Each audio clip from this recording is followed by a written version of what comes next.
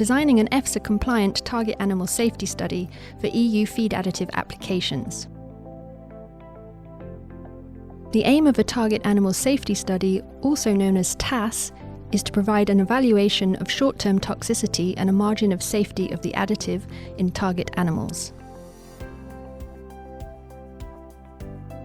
These studies need to be designed carefully, following sound scientific methods, which are detailed in the EFSA guidance on the assessment of safety of feed additives for the target species. The number of studies required for showing safety is 1 study per animal category.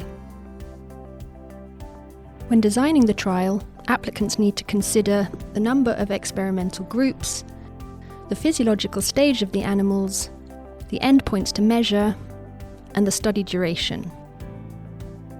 The number of experimental groups should be a minimum of 3. A control group where the diet or water does not contain the additive tested, a use level group where the diet or water contains the additive tested at the proposed maximum use level, and an overdose group which contains the additive tested at a multifold concentration. The physiological stage of the species used on a trial needs to be that described in the EFSA guidance. In the case of chickens for fattening, only male birds should be used, while in the case of growing pigs, it should be weaned piglets of both sexes. The endpoints to measure during the trial are going to depend on the level of the overdose group, and applicants may need to collect, in addition to performance parameters, samples of blood for hematology and blood biochemistry, or organs for gross pathology and histopathology. The study duration needs to be aligned with the EFSA guidance, but in no instance should the trial be less than 28 days. Additionally, applicants need to consider the following.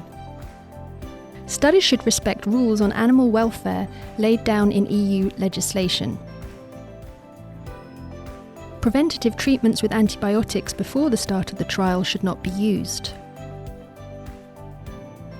Evidence should be provided that the work was performed by qualified personnel using appropriate facilities and equipment.